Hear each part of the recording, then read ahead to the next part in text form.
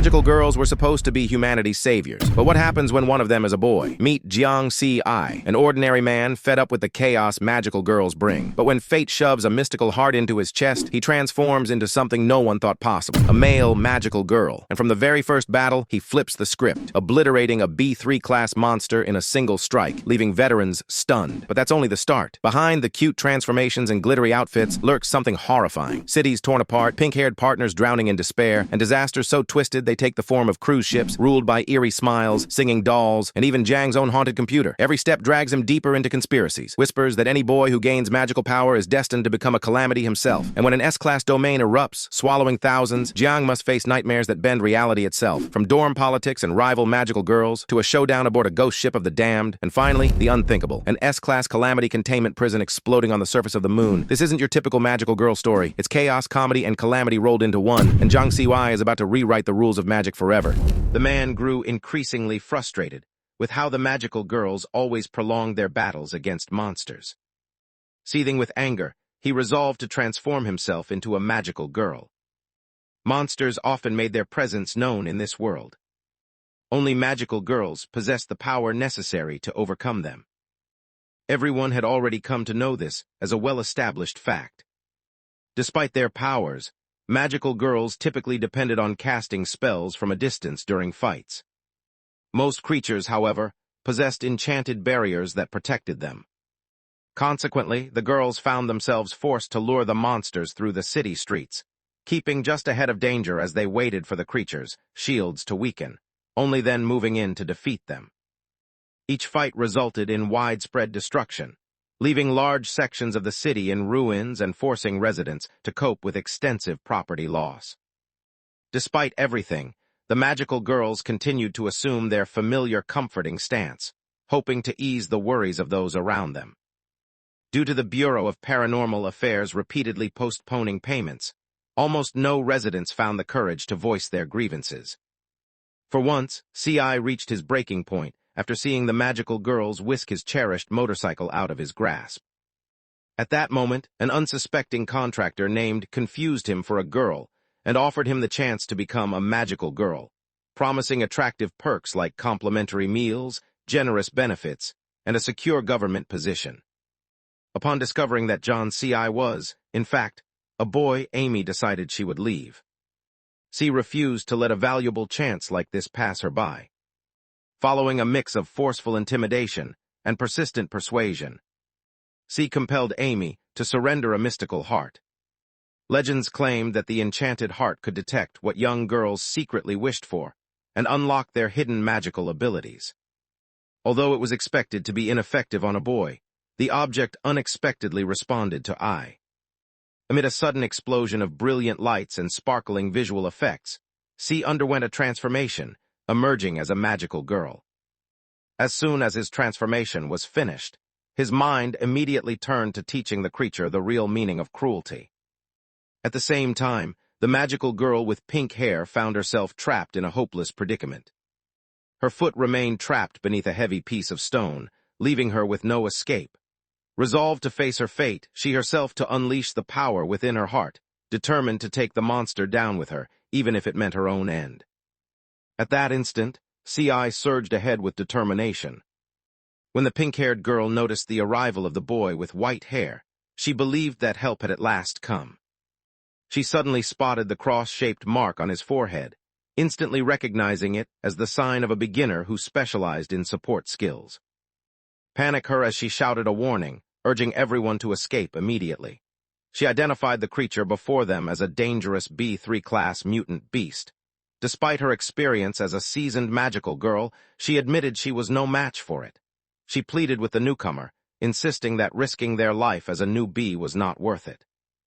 The creature showed no interest in whether he was meant to assist others or lead the attack. The creature's electrified fist slammed downward with tremendous force. CI remained composed and unflustered, smoothly moving out of the way as the attack swept past him. With a swift movement, he used the creature's massive frame to propel himself upward, landing squarely atop its head. He pressed his palms firmly together, summoning a spear crackling with thunderous energy, and hurled it directly at the creature. A thunderous explosion echoed through the air, leaving both the pink-haired girl and the contractor staring in stunned disbelief. The spear, crackling with thunder, drove cleanly through the monster's body. Stood in shock, unable to believe what had just happened. During his very first transformation, he had managed to defeat an OB3 class mutant beast in a single blow. This outcome seemed impossible for someone who was expected to serve only as a healer and support. CI lifted her shoulders in a casual gesture, believing that defeating the opponent was the most effective way to offer support. Without warning, he struck the person who had been speaking in a playful tone, his expression icy as he made it clear that he had no patience for those who ended their sentences with a cutesy meow. His fur stood on end, radiating anger. The creature reminded her that as a newly chosen magical girl, she was required to follow her contractor's commands, meaning orders took priority. Rules dictated this arrangement, no exceptions. Warned her not to mistake her newfound strength for authority, and pointed out that her magical abilities would have no impact on contractors like. After experiencing Jiangxi's strict approach, Amy soon understood who truly held the power. With hesitation, he emptied his pockets, revealing all the treasures he possessed. She bent down to retrieve a curiosity flickering in her eyes, as she wondered about its purpose. A quick explanation followed, revealing that the card was used for the dormitories assigned to magical girls. Each city office arranged special accommodations for them, with contractors also residing there to keep watch. However, the speaker implied that someone of her rank wouldn't need to stay in such a place. C realized that having nowhere to live worked out well for him. Now that he had become a magical girl, he could simply settle into the dormitory. Without waiting to listen to any objections from Amy, he seized the small contractor and compelled him to walk ahead, guiding the group toward the dormitory. At the same time, the girl with pink hair, now released from her restraints, hurriedly looked around in desperation for any sign of C. She remained astonished that a newcomer, fresh to the team, had managed to defeat such a powerful mutant creature. Unable to spot any sign of him nearby, she chose to take in the monster's magic for now, planning to give it back to him when they met again. Suddenly, she realized that Mr. Bobby was nowhere to be found. Protocol required that a contractor oversee the absorption process, scanning and verifying the elimination. On the opposite side, CI hurried toward the dormitory, bringing Amy along. She wondered why, if the news claimed all contractors had the ability to fly, Amy still seemed afraid of being up high. The group arrived at their destination, expressing mild annoyance about individual differences. They pointed out the building with the pink roof below, letting their leader know they had reached the spot. Upon noticing the target, CI quickly descended and landed without hesitation. A soft meow escaped as the cat relaxed, grateful to have its paws on firm ground at last. When they reached the dormitory for magical girls, Jiangxi's transformed appearance had already disappeared. C looked around at the lavish magical girls' dormitory and felt pleased with what she saw, nodding approvingly. A startled meow escaped, filled with worry. The warning was clear.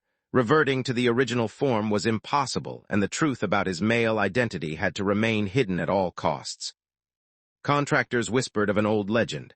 It foretold that, against all odds, a ruthless and egotistical man would one day stir the magical heart, an artifact meant solely for women. With its power in his grasp, this man was destined to unleash devastation upon the world.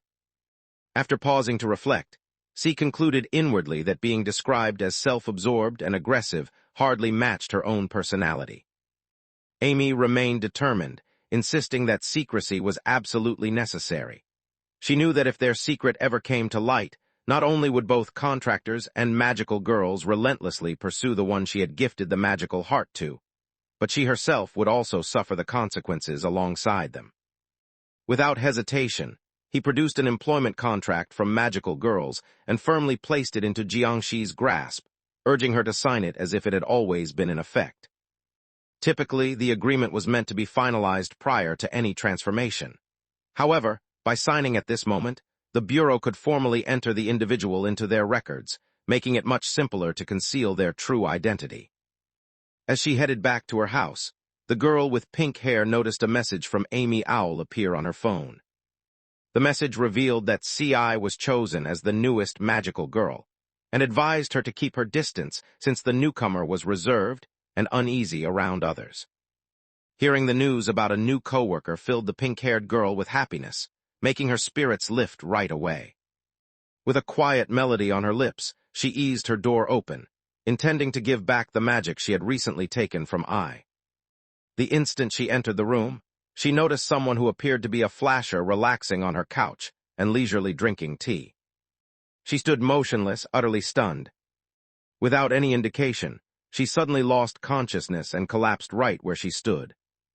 Amy let out a weary sigh, feeling overwhelmed by the situation. The unexpected turn of events was more than she could easily handle. Later on, CI mentioned offhand that his reason for being there was simply to look after his little sister, who had just joined temporarily. The pink-haired girl accepted his explanation without question, which showed her innocence. With a confident gesture, she pressed her hand to her chest and promised to train his sister in combat magic, determined to help her become a skilled magical girl without delay. CI lost his temper, pointing out that the other person hadn't been able to defeat the monster alone.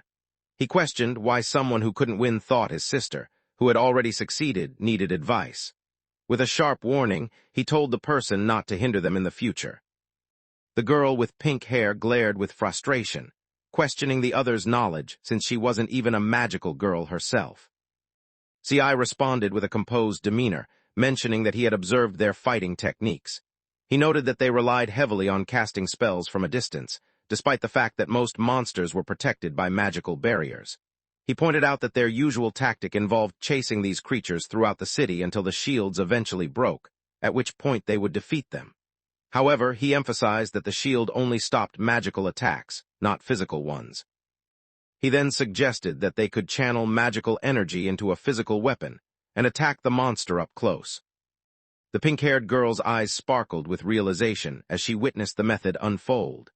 Surprised, Amy Owl exclaimed inwardly, having assumed that the boy relied solely on strength, but now recognizing his cleverness. Without hesitation, C responded by playfully delivering another affectionate punch. At that moment, the phone in the dormitory started ringing, signaling an incoming call from the bureau. The team announced that they had finished evaluating the destruction caused by the monster's rampage, and the magical girls who had battled the creature were requested to visit the scene to confirm the findings personally. The pink-haired girl stood frozen in surprise. Normally, it would take days to receive damage reports, but this time the process seemed unusually quick, leaving her puzzled. She glanced over her shoulder, surprised to see that CI had vanished, and in his place now stood a girl who claimed to be his younger sister. The girl spoke with ease, inventing a story that her brother had urgent matters to attend to and urging everyone to leave without delay. The girl with pink hair observed Jiangxi after his transformation, noticing that his current appearance made him seem significantly tinier than before. No one would have guessed that the tough-looking boy had such an adorable younger sister. Unable to hold back, she extended her hand and gave Jiangxi's cheek a gentle pinch. CI stared in confusion, questioning the girl's actions. The pink-haired girl, caught off guard, immediately released her hold and apologized, explaining that she had acted without thinking. At the scene of the catastrophe, the supervising official presented the damage assessment to them and requested their signatures to verify the information. CI glanced over the list, wondering if a scooter and a computer were mentioned in the report. The official responded by explaining that the items were considered too inexpensive to be included. Jiangxi's face grew somber as he handed the list over to the girl with pink hair. Without any sign or hesitation, he suddenly plunged a knife deep into the official's torso. The truth finally came to light. Monster had secretly taken control of the official long ago. The supposed investigation of the damage was actually a clever ruse, designed to draw magical girls directly into peril. CI recognized the reality, recalling that he had previously witnessed the person with that face die before his very eyes. Standing in front of him was his computer, transformed into a terrifying creature. Inside its realm, the desires of every living being would become overwhelmingly intensified.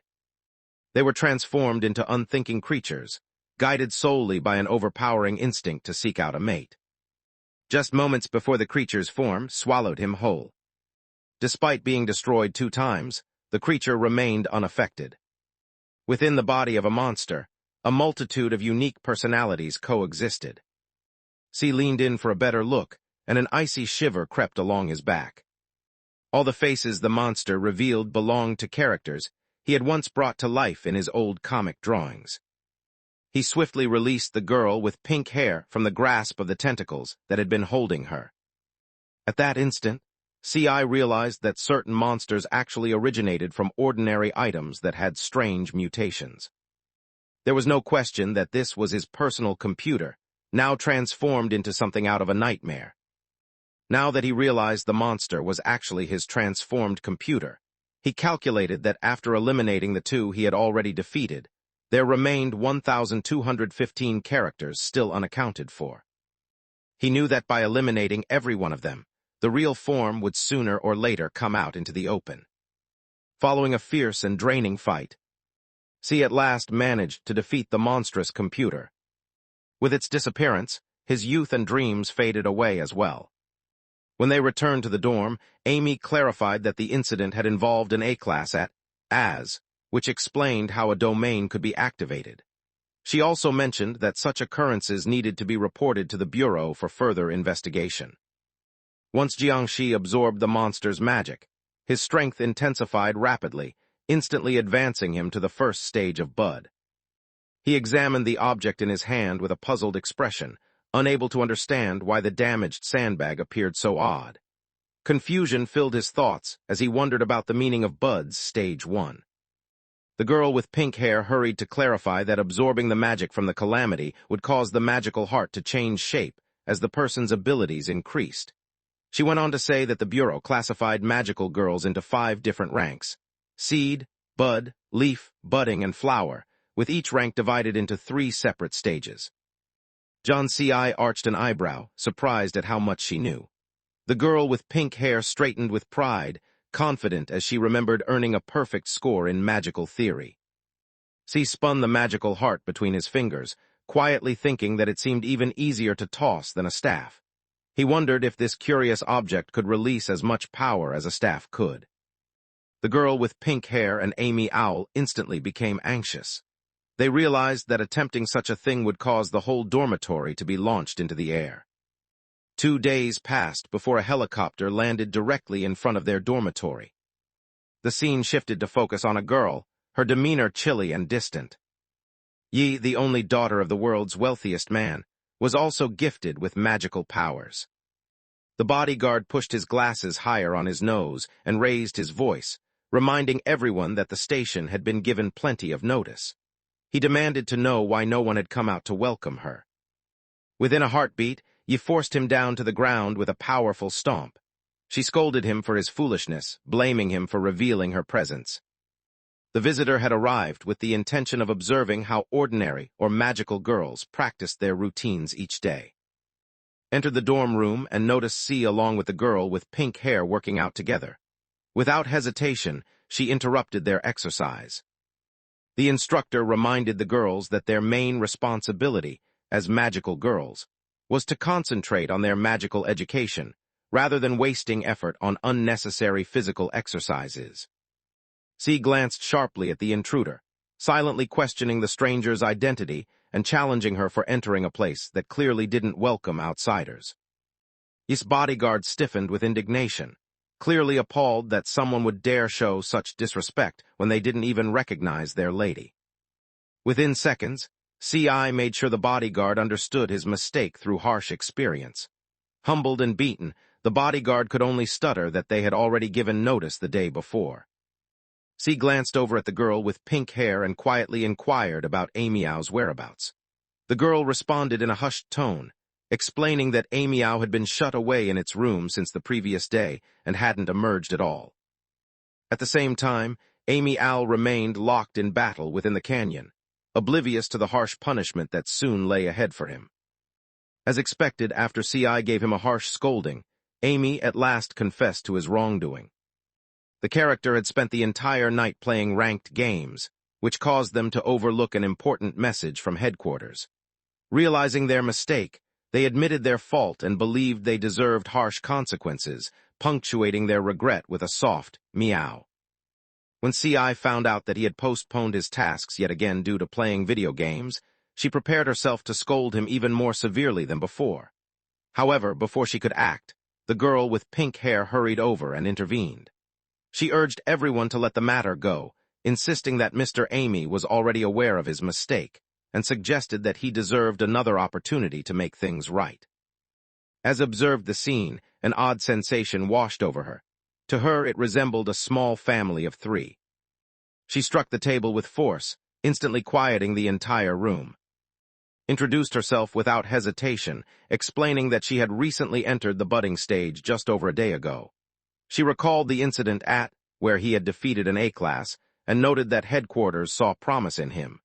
Because of this, she had been assigned to assemble him into a new task force. Forming a task force amounted to a step up in their roles. Their responsibilities now extended beyond simply safeguarding the local area. Whenever emergencies erupted in other locations, they would be sent there to assist as well. Before anything else, headquarters required the newly assembled task force to undergo a combat evaluation. Yi, always keeping her distance from others, quietly dismissed the idea in her mind. From her perspective, neither CI nor the pink-haired girl possessed enough skill to succeed in such a challenge. From the start, she never planned to genuinely depend on their help. Bringing them with her was nothing more than a performance for appearances. At the training arena located within the Bureau's 4th District, the combat assessment was. The examiner glanced over the team's records, noting one member at Stage 2 with a leaf, another at Stage 1 with only a bud, and someone listed as a support healer. Thinking this group stood little chance of success, she recommended that return after gaining more experience.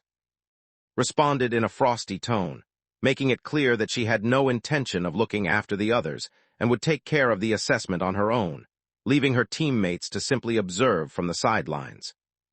The examiner wasted no time and called forth 3 mutant beasts. Confidently positioned herself, signaling for CI and the girl with pink hair to keep their distance and observe carefully, determined to demonstrate what a true magical girl could do in battle. Just as completed her transformation, he prepared to show them exactly how it was done. I eliminated all 3 creatures almost instantly.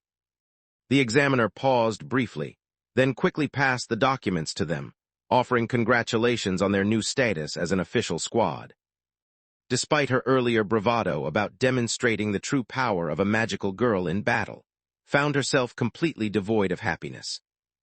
The memory of the moment filled her with embarrassment. All the effort she had spent crafting her perfect line for the important occasion felt pointless now, as it had gone unused.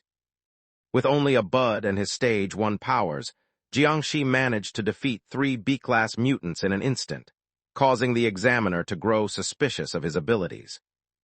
Disguising her intentions with words of celebration for the squad's formation, she took hold of Jiangxi's hand, subtly tightening her grip to keep him from moving. Her magic extended softly in all directions, suddenly broke away, drawing nearer in hopes of revealing who he truly was. Despite her careful search, she discovered no unusual features. Everything about her reflected the typical qualities associated with women. Anger flared when the examiner acted so abruptly. Although CI had made a fool of himself earlier, she still considered him part of her team. She insisted on knowing the reason behind the examiner's conduct. The examiner dismissed the incident, insisting that leftover magic from the previous summoning circle had escaped and was responsible for the mishap. CI understood immediately that this was not a simple mistake. Someone was intentionally checking on him, and the danger of being discovered was far more serious than he had thought. As the trio departed, the examiner's doubts lingered. She had unmistakably noticed an oddity in Jiangxi's magical aura. Although she was still uncertain of the reason, she considered that he might have discovered a method to hide his true identity as a man. The issue was far too significant to ignore. Determined, she decided to carefully observe CI at all times. 10 days passed, and the scene shifted to a lively, crowded harbor. Using the location Amy had provided, C and her companion with pink hair reached their destination, ready to complete their assignment. At precisely 9:34 in the evening, an unexpected voice called out from behind, causing the girl with pink hair to jump in surprise. Stood there, her expression marked by a deep frown, clearly annoyed. She reminded the other person that they had agreed to meet at 9 o'clock exactly, but now they were over 34 minutes late. Also questioned whether Amy had explained just how challenging the mission ahead would be. C cast a puzzled look at the girl with pink hair, her mind swirling with uncertainty. She remembered Amy mentioning that they were supposed to meet at 10, but now, both girls appeared just as confused as each other. Neither of them had received any information about what their actual task was supposed to be. Let out a weary sigh, feeling certain that she couldn't depend on her family at all. He dismissed the argument, insisting that explanations would have to wait until after they were on board, as there was no time left to discuss it. She guided C and the girl with pink hair in the direction of an enormous cruise ship. He reached into her pocket and produced 3 tickets, passing them along to the others. The 3 of them stepped onto the vehicle, immediately enveloped by the buzz of cheerful energy all around them. Inside the spacious hall, elegantly dressed men and women moved across the floor, their steps flowing in perfect harmony. Out on the deck, young girls clung to the hands of adults dressed in expensive clothing, giving the impression that these were not just any travelers. The group stepped into the dining hall, where Yi took the opportunity to explain the circumstances to them at last. The ship they were traveling on had, in fact, blown up and disappeared beneath the waves 2 decades earlier. During that period, none of the 2,616 passengers survived, resulting in a catastrophe that stunned people across the globe and became known as the 4 Seasons tragedy. In essence, the existence of this ship in the current world, all logic. Due to these suspicious circumstances, the Bureau believed there might be a link to monsters and sent the trio to look into the matter. Explained that once reports came in about the ship's arrival, the Bureau had dispatched investigators, but none of them returned after stepping onto the SO. That was why their team had been instructed to respond immediately. Their orders were clear. If they encountered any indication of disaster, they were to eliminate it right away. Warned everyone to stay alert, since the threat could disguise itself as anything on the ship, whether it was an object, a piece of furniture, something edible, or even a simple drink. Before the warning could be completed, CI had already tilted back her glass and finished the wine in a single swallow. Furious seized him by the throat and demanded that he reveal the truth immediately. By that time, CEI had already consumed it completely, making it impossible to recover. C maintained her composure as she pointed out that the drink resembled cola rather than wine. Moved closer, taking a careful sniff, and confirmed that the scent was unmistakably that of cola. CI gave a casual shrug, acknowledging that they still lacked any valuable information. Realizing that remaining in their current spot would not improve the situation, he suggested that they explore the rest of the ship in hopes of finding answers. The trio drifted without direction along the corridors of the cruise ship. No disaster of such overwhelming size and complexity had ever been documented before, yet life on the ship continued as if nothing unusual was happening, making the entire situation seem even more unsettling. The ordinary atmosphere aboard felt oddly out of place. At that moment, their attention was drawn to a strange sign that declared an invitation. Anyone prepared to rise to heaven should step inside. Sensing that something was off, the group realized they had to look into the matter themselves. Inside, they discovered a spa. During their session, and the girl with pink hair became enveloped in a brilliant, sacred glow. What occurred next remained shrouded in mystery. Later, when was interviewed about the experience, she confessed that, although she had wanted to protest and yell, the sensation was simply too enjoyable for her to resist. Following the surprising visit to the spa, the group made their way back to their room, intending to relax and regain their strength before continuing with their mission. Fixed the pink-haired girl with a serious look, reminding her that this was not a vacation, and urging her to approach the investigation with the seriousness it deserved. CI fixed her with a withering stare, as if reminding her that she had been the one making the most noise during their time at the spa. Let out an uneasy cough, assuring that there was plenty already and suggesting it was time to rest. As she shrugged off her coat, she explained that the two of them would alternate standing guard for the first part of the night. She said the later hours, when exhaustion usually crept in and disaster was most likely, would be her responsibility to watch over. The girl with pink hair reached out and softly pulled on Jiangxi's sleeve. She quietly confessed her fear, admitting that the unfamiliar ship unsettled her and asking if they could sleep together for comfort. Jiangxi, guided by his strong sense of ethics, immediately felt compelled to turn down the offer. Despite everything, he once again became her makeshift pillow, and right then, as fate would have it, something suddenly stirred. The reality was clear. He had reached the end of the period allowed for his transformation. I had previously experimented with his ability and discovered that his transformations would never exceed 23 hours. After reaching that limit, he always required a minimum of 1 hour to recover before he could change form again. At that moment, hiding in the bathroom seemed like his sole escape until the danger subsided. However, luck was not on his side, as his elbow brushed against a cup on the sink, sending it clattering to the floor. A sudden loud noise jolted awake. Noticing that it was no longer in the room, she couldn't help but suspect with a touch of annoyance that he had abandoned his responsibility to keep watch. She walked toward the bathroom, prepared to give him a piece of her mind. However, when she entered, all that greeted her was a cup resting on the ground, with no trace of eye anywhere. Confusion began to take hold when a towel floated gently down from overhead. When he glanced upward, she was startled to see a naked man clinging to the ceiling in a manner reminiscent of Spider-Man. Before she had the chance to scream, C.I. sprang down and quickly pinned her to the floor. He delivered a quick strike to the side of her neck, causing her to lose consciousness immediately. An hour later, Yi, clearly anxious, struggled to convince C.I. that a real pervert had broken into their room, knocked her unconscious, and brought her to this place. C.I. responded in a monotone, pointing out how amusing it was that when he discovered Yi, she had simply been sleeping. He questioned whether she was certain she hadn't wandered around in her sleep. This comment unsettled Yi, making her doubt herself. She noticed her clothes had been changed as well, which left her wondering if she truly could have been sleepwalking, or if perhaps some disaster had affected her actions. In an effort to keep her mind from wandering, C.I. swiftly redirected the conversation, pointing out that he had observed something unusual about the men's restrooms on the ship. Every men's restroom throughout the ship featured only toilet stalls, with no urinals to be found anywhere. His focus changed as she paused to think.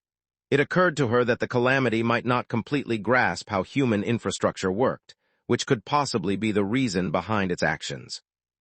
C disagreed, but noted that every other detail aboard the ship had been duplicated flawlessly. He recalled the earlier glass of wine, remembering that it had tasted just like cola. This led him to realize that the creature must have come across cola at some point, and had wrongly assumed that its flavor was the same as wine.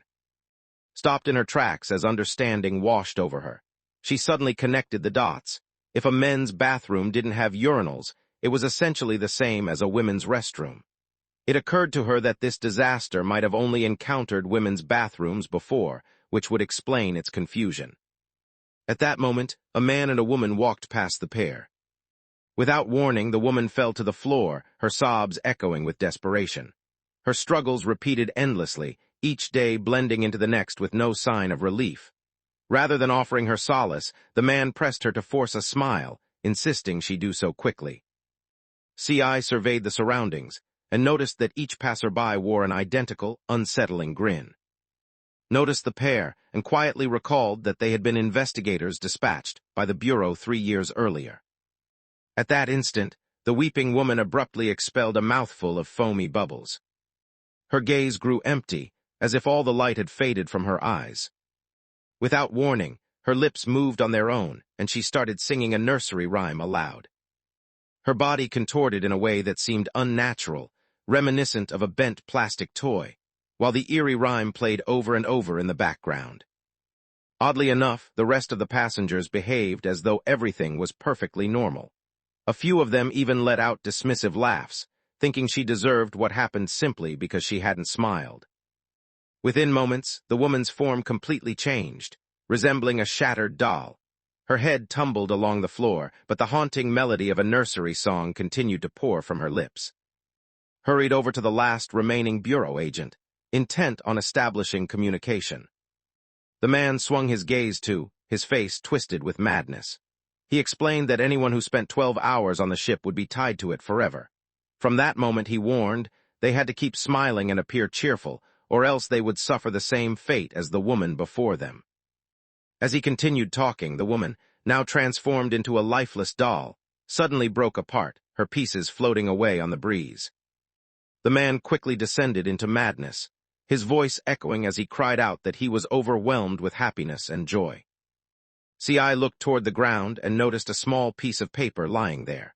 On the paper, someone had written a message instructing to unlock the engine room located on the lowest deck.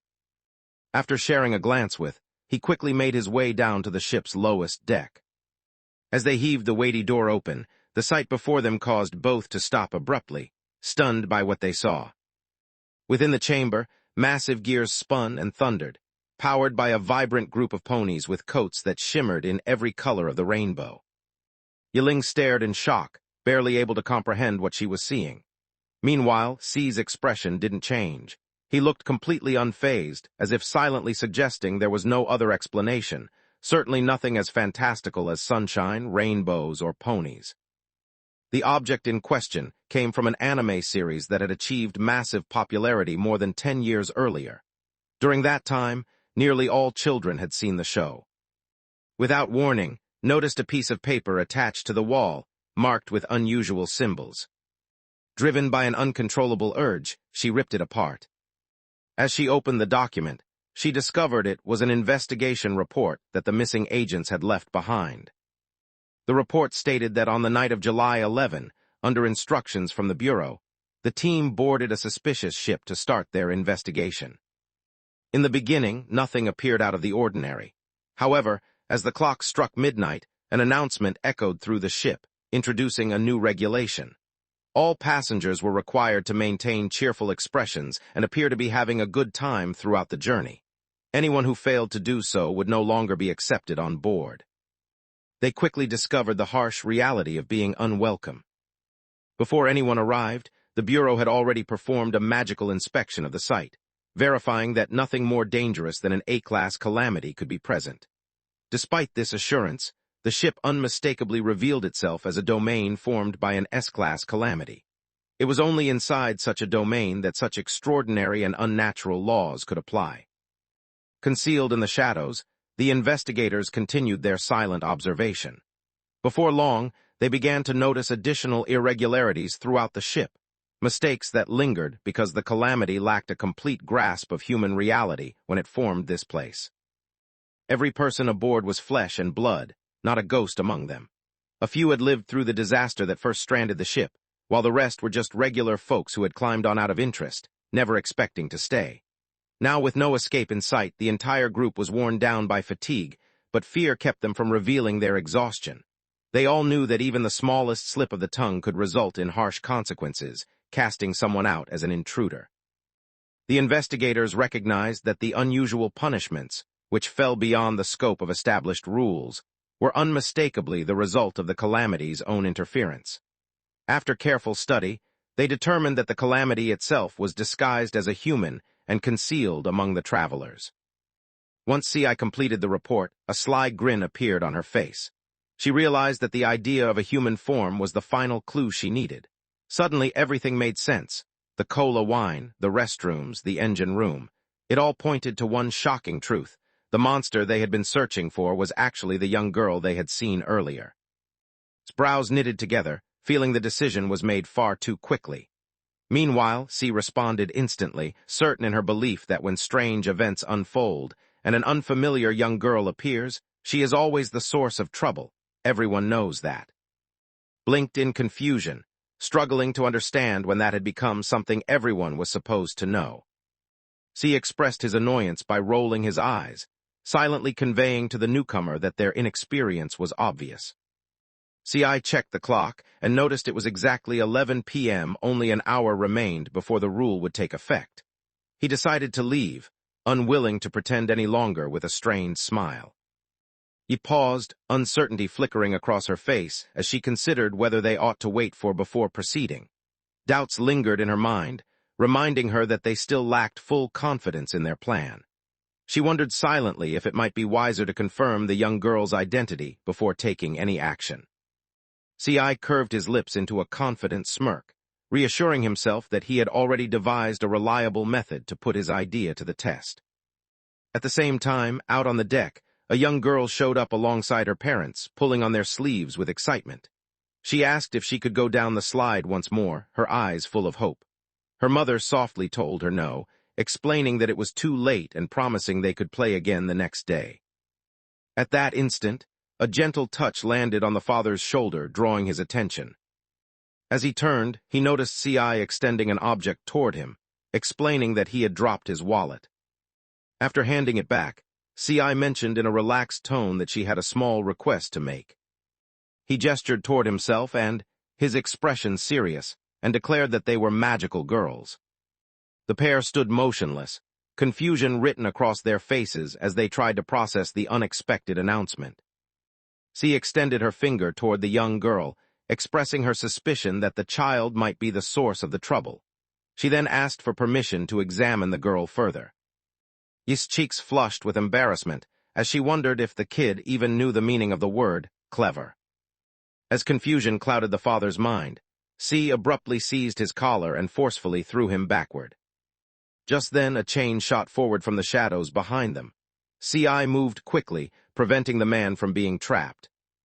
His intuition had been right. This young girl truly was the source of disaster, and the chain she held was the physical form of her power. C.I. immediately spoke into his earpiece, instructing his team to engage the target located at position 13. Upon receiving the order, the girl with pink hair immediately focused her attention on the coordinates. A powerful blow crashed onto the spot where the disaster had occurred. A blinding surge of flames erupted upward, splitting the darkness with its fierce intensity. At the docks, the examiner remained close to a woman named as they observed events unfolding in the distance. Narrowing her eyes, noticed that the conflict had already begun. She seemed amused that, despite this, the examiner still doubted the abilities of the small, flat-chested girl. He managed to defeat monsters slightly more quickly, but nothing about his actions struck her as unusual. She reminded herself that she had already mentioned the Bureau's magic detection software was unreliable and prone to errors. She couldn't believe anyone would trust such faulty technology. The examiner offered a slight smile, revealing that their confidence did not stem from the test results, but rather from observing the way he fought.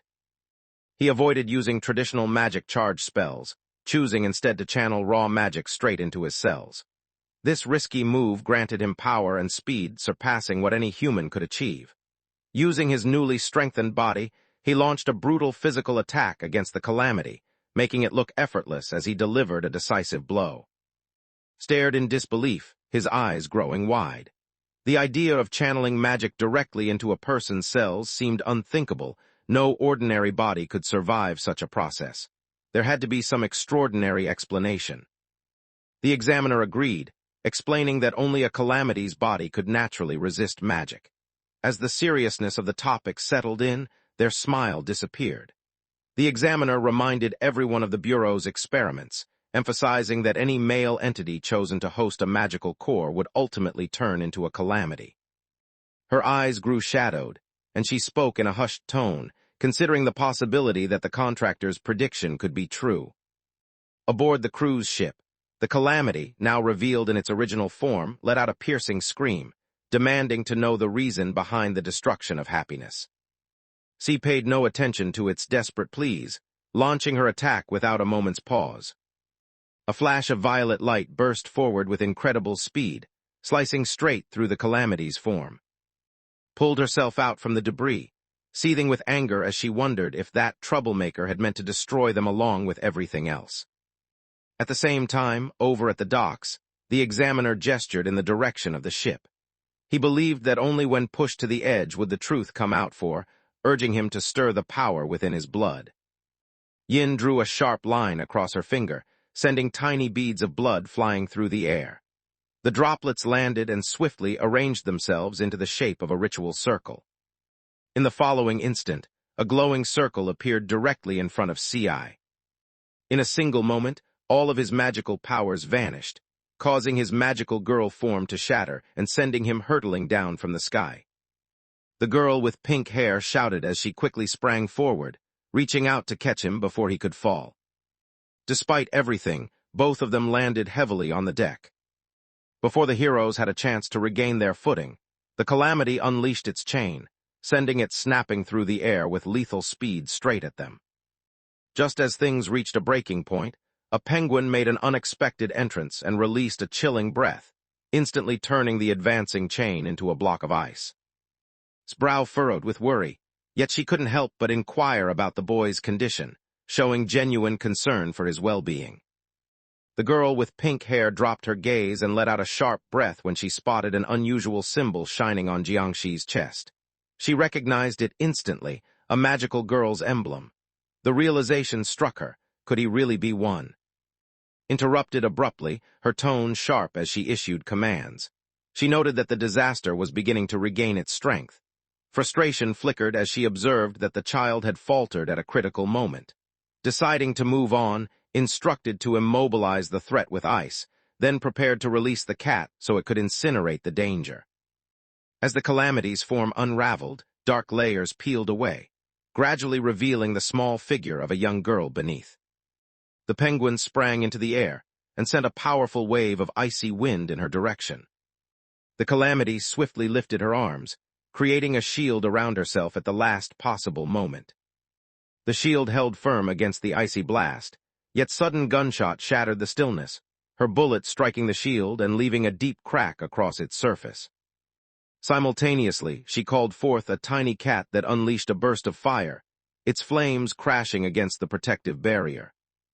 Exhaled a stream of air over her gun's barrel, a confident smile curving her lips. She considered the magical shield before her, wondering if it could withstand the force of blistering steam as easily as it repelled magic. Concealed within the scalding fog, the disaster howled in pain as its domain was unleashed. In a flash, the magical girls sensed the fabric of reality ripping, as if the heavens themselves were being torn asunder. The grand cruise ship, once appearing to glide smoothly over the waves, abruptly revealed its real state, a decaying hull resting forgotten on the ocean floor.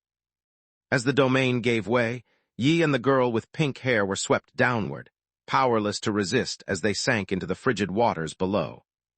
From his vantage point on the docks, the examiner observed the scene with fascination. He found it remarkable how the Calamity's domain stood apart from others. It had the power to restore the wrecked ship and its environment, creating an illusion for those trapped inside.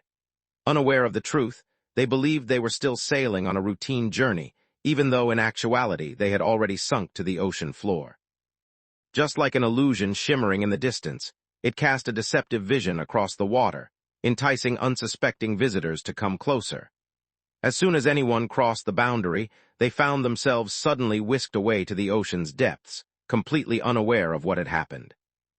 Realized the truth and let out a dismissive laugh.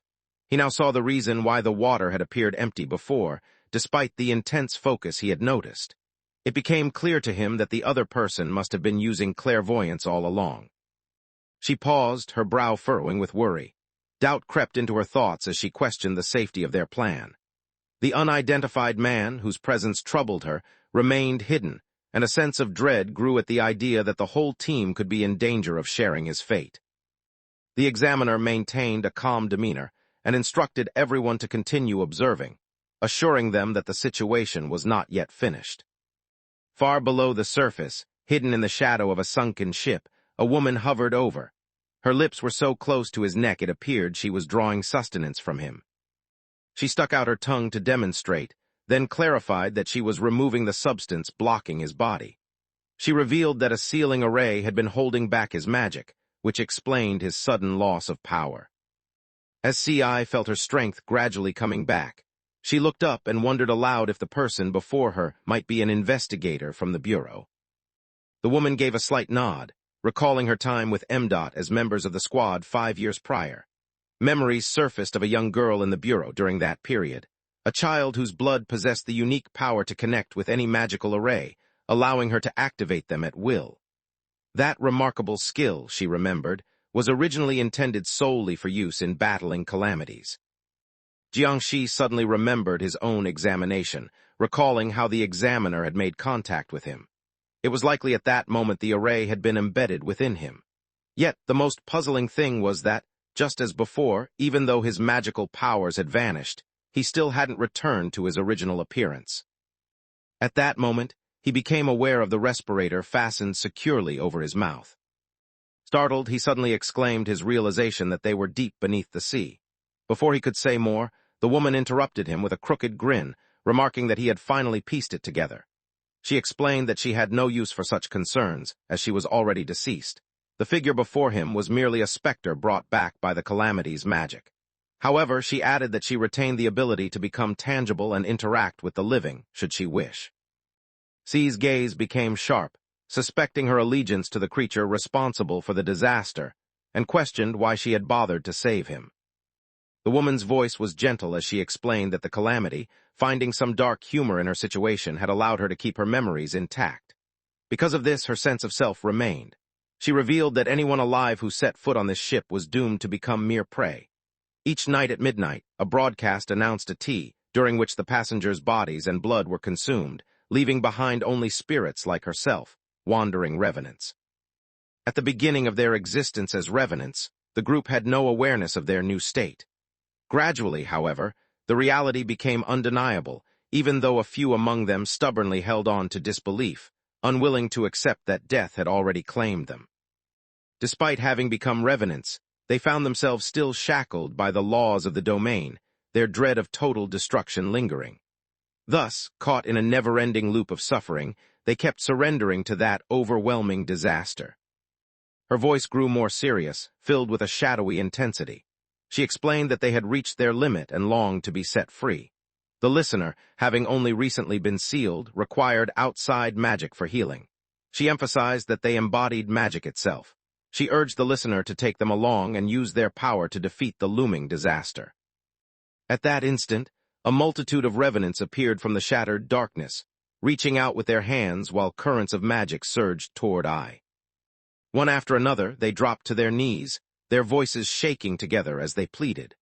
They begged the Lord, asking to be drawn back into his presence if it was his desire. They longed to join with his power, calling out to their God and Master to reveal a miracle and guide them forward into whatever awaited next.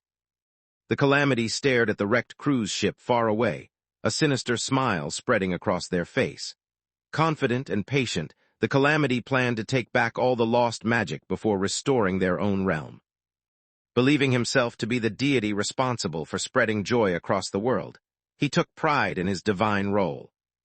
Before the creature could complete its action, Ci slipped in quietly behind it, unnoticed. He wasted no time before launching his fist forward, striking with incredible power. The force of the strike launched the calamity across several meters, slamming it violently onto the broken remains of the deck. Revenants stared out from the yawning opening, their faces frozen with surprise. Disbelief filled their faces as their eyes grew wide. The deity they had devoted themselves to had fallen before them. Rather than succumbing to hopelessness as their magic was drained, they erupted into enthusiastic cheers. They believed their lord required their power and urged him to claim every bit of it. Despite feeding on their strength, the calamity twisted its face in revulsion, silently condemning the commotion and dismissing them as insignificant pests.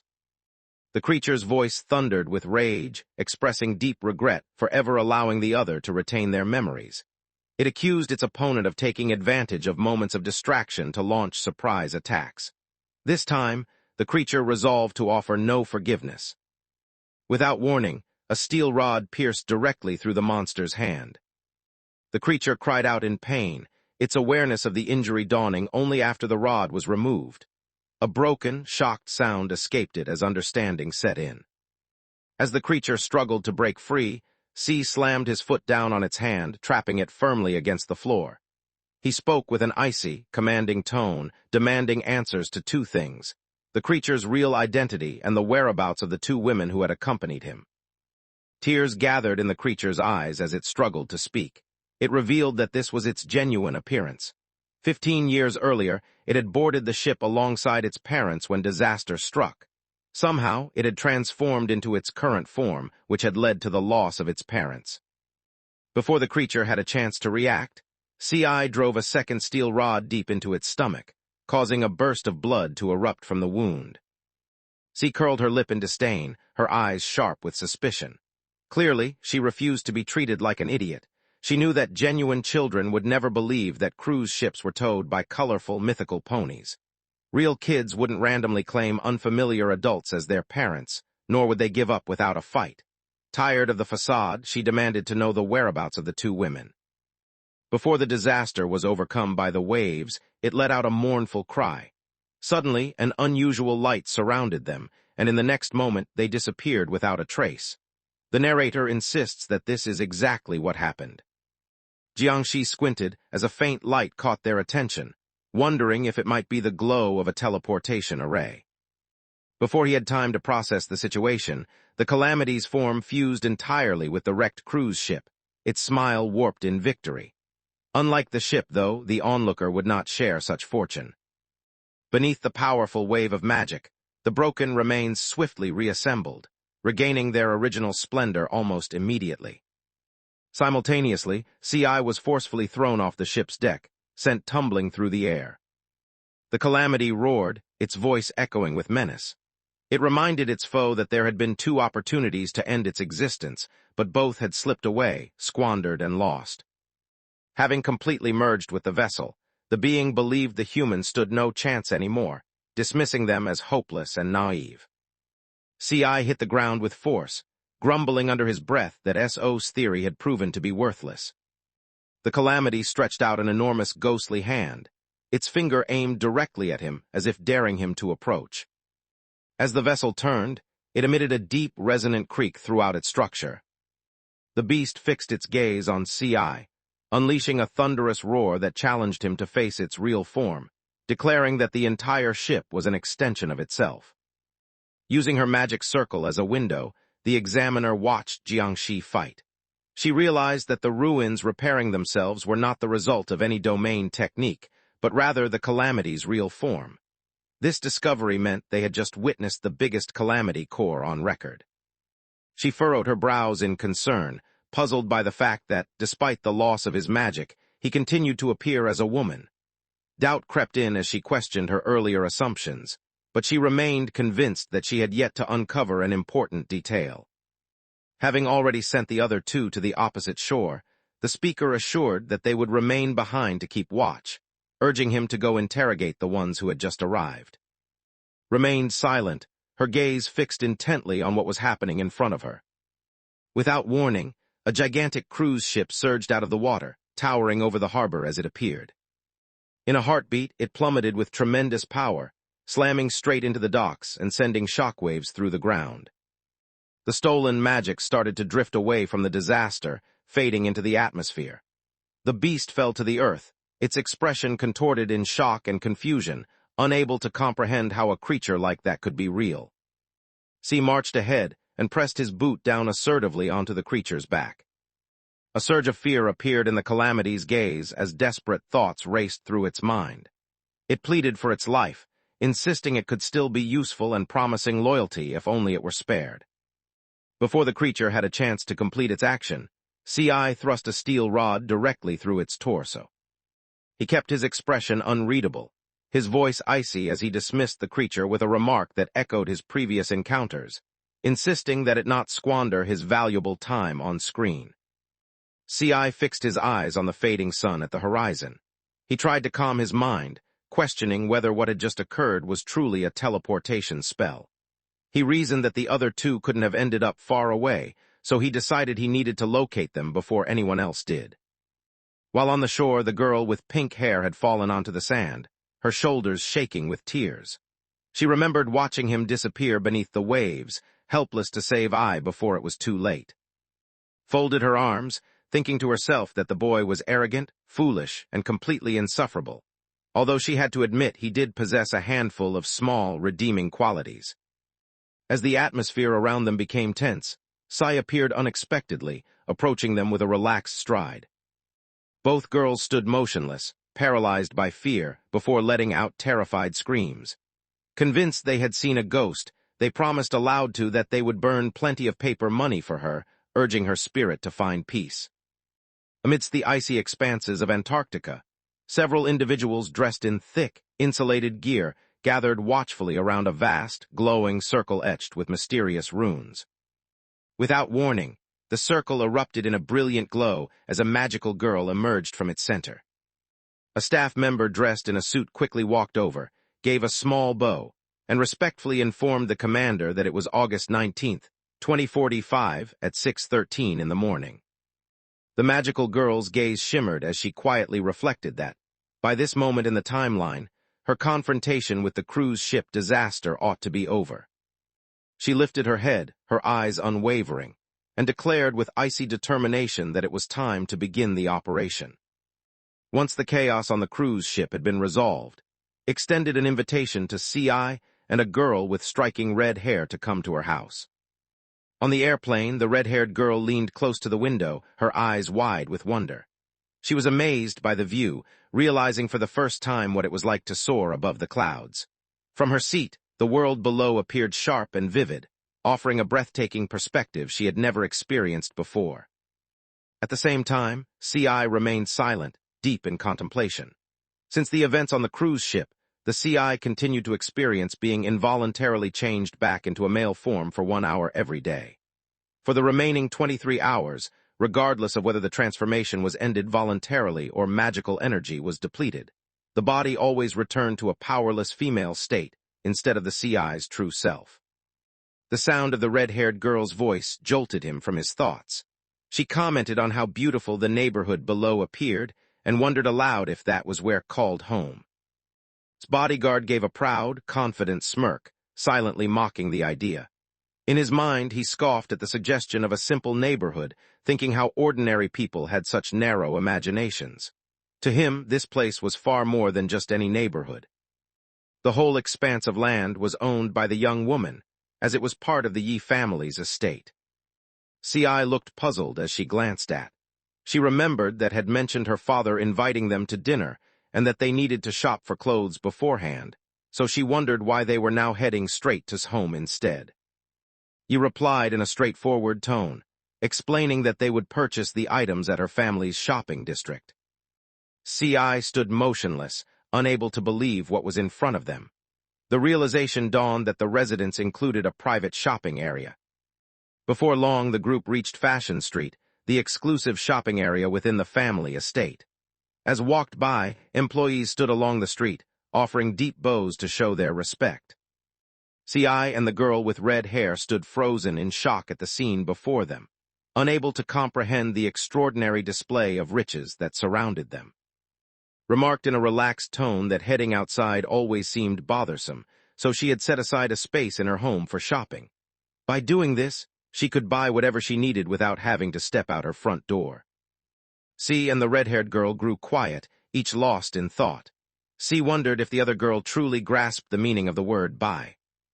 Enthusiastically applauded, assisting them as they changed out of their current outfits and encouraging them to try on new clothes. The staff promptly acknowledged her with a unified response, showing their readiness to help. The girl with red hair slipped into a classic kai, examining her reflection as watched and gave an approving nod. While thought the dress looked nice on her, she also felt it seemed a bit out of date. She tried on another outfit, and Yas' eyes grew large with surprise. The clothes showed far too much, making Yas silently urge her to remove it right away. The next ensemble featured a long, elegant dress in a rich shade of purple, its fabric cascading gracefully. Studied her with a thoughtful gaze before a warm smile appeared on her face. She seemed pleased with what she saw, believing the look complemented the other person perfectly. Almost casually, she inquired about the youngster's well-being, referring to them as that brat. Soon, the staff escorted CI outside, revealing her transformation into an elegant black dress. Paused for a moment, surprised as her thoughts escaped her. She couldn't help but notice that, despite his bratty attitude and odd clothes, he actually looked pretty cute. She swiftly cleared her throat to hide her true feelings. Without missing a beat, she redirected the group's attention, suggesting they leave now that everything was ready. She mentioned that Bobby had already arrived. At that moment, Bobby sat across from his father, sharing drinks together. The older man threw his head back and let out a booming laugh, genuinely amused. He mused that if all contractors possessed Bobby's wit, life would certainly be much more entertaining for everyone. Bobby gave a modest wave, feeling a bit self-conscious. He realized that when it came to charming conversation, he still had much to pick up from someone as experienced as the other person. He moved closer with a mischievous grin, subtly suggesting that, since the MMO belonged to their company, perhaps she could arrange some special GM equipment for his game account. At that moment, his father glanced toward the entrance with a wide smile, recognizing the arrival of the young heroes from their city. His frustration showed as she stomped her foot, feeling embarrassed. She insisted to her father that the show was called Magical Girls and asked him to stop calling it by that strange nickname. I watched as her father approached, a wide smile lighting up his face. He placed a firm hand on Ai's shoulder, clearly pleased to meet him. Her father recognized Ai as the hero responsible for ending the disaster on the cruise ship, expressing his gratitude for protecting his daughter. His cheeks ballooned as frustration flickered across her face. She couldn't believe what she was hearing. How could anyone thank her for looking after someone else, when it was obvious she had been the one caring for everyone all along? His father unexpectedly lowered his head, his voice taking on a rare seriousness as he admitted that he had something important to reveal, his real identity. The speaker confessed to CI that they had admired him ever since seeing his courageous fight, and admitted to being completely captivated. Additionally, the speaker revealed that they served as the president of his official fan club. Before the man could utter another word, CI delivered a powerful punch to his head, forcing his skull down hard against the floor. Apologized in a dull tone, admitting that the situation had been so revolting she couldn't control her reaction. Meanwhile, let out a frustrated sigh, questioning the decision to give him a reward. Her father rose to his feet despite the fresh injury on his forehead, unfazed by the pain. He burst out in delighted laughter, marveling at the speed and force of the punch that had sent him crashing to the floor. Clearly impressed, he eagerly asked if she could show him that powerful move once more. And the girl with pink hair exchanged puzzled glances as they blinked, clearly unsure what a missile was. Meanwhile, let out a weary sigh and dismissed the question with a wave, silently reassuring the others not to pay attention.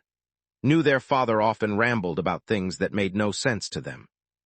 At that moment, Yi's father suddenly fell silent, and the cheerful expression slipped from his face. A realization struck as memories returned. This world had already decided to let go of the past. Simultaneously, deep within the Bureau's most confidential facility, the S-Class Calamity Containment Institute, alarms erupted with piercing intensity.